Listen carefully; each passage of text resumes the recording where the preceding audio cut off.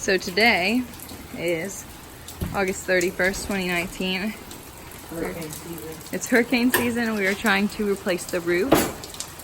And this is what's going on inside of our house. So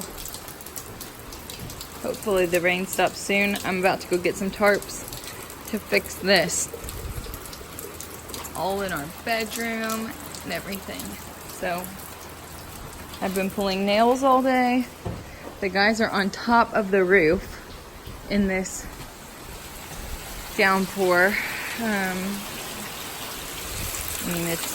There's a lot going on here. Today's September 2nd, 2019. We're preparing for the hurricane. I just walked my dogs over here when he's freaking out from the nail gun. They put the columns in, tie back the house. These guys are up there working. Everybody's working. So we're just trying to keep all the bad stuff out. So that's our update for today. Not a whole lot going on, so we're just bracing for the impact. So